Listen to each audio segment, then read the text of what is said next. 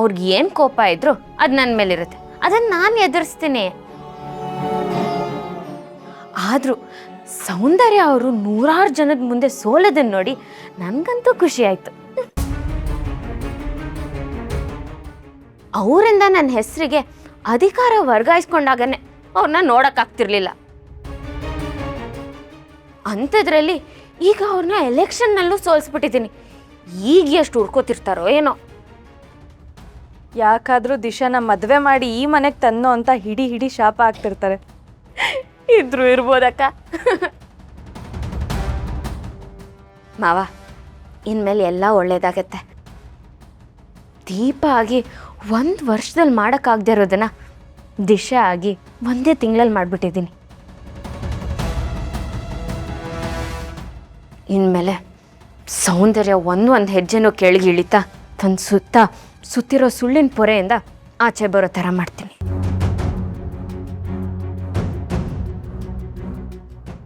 ನೀನು ಮಾಡೋ ಕೆಲಸಕ್ಕೆ ಯಾವಾಗಲೂ ನನ್ನ ಬೆಂಬಲ ಇದ್ದೇ ಇರುತ್ತಮ್ಮ.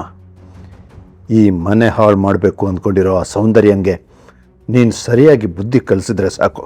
ಅವಳಿಂದ ನನಗಾದ ಪರಿಸ್ಥಿತಿ ಇನ್ಯಾರಿಗೂ ಆಗಬಾರ್ದು.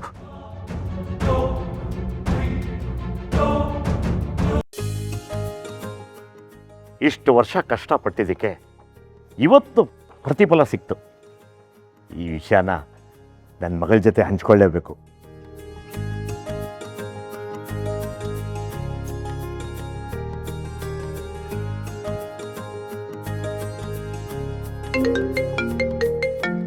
ಪೊಲೀಸಪ್ಪ ಫೋನು ಯಾಕೆ ಮಾಡ್ತಿರ್ಬೋದು? ಹಲೋ ಪೊಲೀಸಪ್ಪ. ಈ ಧ್ವನಿ ಕೇಳಿ ಎಷ್ಟು ದಿನ ಆಗೋಗಿತ್ತು. ನಿನ್ನ ಬಾಯಲ್ಲಿ ಪೊಲೀಸಪ್ಪ ಅಂತ ಕೇಳೋಕ್ಕೆ ತುಂಬ ಹಿತವಾಗುತ್ತೆ ಅಮ್ಮ. ಏನಾಯ್ತು ಮಗ? ಈಗ ನೀನು ದಿಶಾ ನನ್ನನ್ನು ಹಾಗೆಲ್ಲ ಕರಿಬೇಡ. ಇಲ್ಲಿ ಯಾರು ಇಲ್ಲ, ನೀನು ಹೇಳು. ಅದು ಅಲ್ಲದೆ ಇನ್ಮೇಲೆ ನೀನು ಪೊಲೀಸಪ್ಪ ಅನ್ನೋದ್ರ ಬದಲು ASI ಸಾಹೇಬ್ರೆ ಅಂತ ಕರಿಬೇಕು.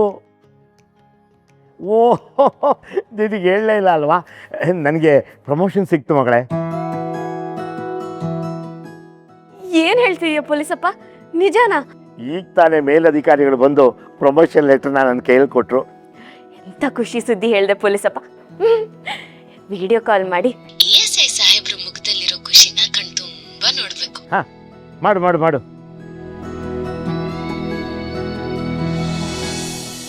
ಇಲ್ಲೋಡು ಮಗ. ಆಹಾ, ಸಾಹೇಬ್ರ ಮುಖದಲ್ಲಿರೋ ನಗು ಎಷ್ಟು ಚಂದವಾಗಿದೆ. ಹ್ಞೂ ಪೊಲೀಸಪ್ಪ, ನಿಂದಿಷ್ಟು ವರ್ಷದ ನಿಯತ್ತಿಗೆ ಕೊನೆಗೂ ಬೆಲೆ ಸಿಕ್ತಲ್ವ. ನಂಗೆ ಆಗ್ತಿರೋ ಖುಷಿಗೆ ನೀನು ಮುಂದೆ ಇರಬೇಕಾಗಿತ್ತು. ನನ್ನ ಕೈಯಾರೆ ಸಿಹಿ ಮಾಡಿ ನಿಂಗೆ ತಿನ್ನಿಸ್ಬೇಕಿತ್ತು. ಛೇ, ಆದರೆ ಯಾವುದೂ ಆಗ್ತಿಲ್ವೇ. ನಡಮ್ಮ, ಹುಷಾರು, ಬೇರೆ ಯಾರಿಗೂ ಗೊತ್ತಾಗದ್ ಬೇಡ. ಈ ಸಂತೋಷ ವಿಷಯನ ನಿಮ್ಮ ಅಳಿಯಂದ್ರಿಗೆ ನೀವೇ ಹೇಳುವಂತೆ. ಆಯ್ತು ಮಗ, ಆಯ್ತು.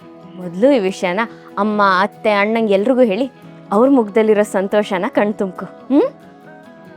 ಪೊಲೀಸಪ್ಪ, ನಾನೇ ನಿಮ್ಗೆ ASI ಯೂನಿಫಾರ್ಮ್ನ ಹೊಲ್ಕೊಡ್ತೀನಿ. ಅದನ್ನೇ ಹಾಕೋ. ಆಯ್ತು ಮಗ. ಸರಿ, ಇಡ್ತೀನಿ. ಬಾಯ್ ಮಗ, ಬಾಯ್. ಮನೆಗೆ ಫೋನ್ ಮಾಡಿ ಹೇಳೋದ್ರ ಬದಲು ನೇರವಾಗಿ ನಾನೇ ಹೋಗಿ ವಿಷಯ ತಿಳಿಸ್ಬಿಡ್ತೀನಿ.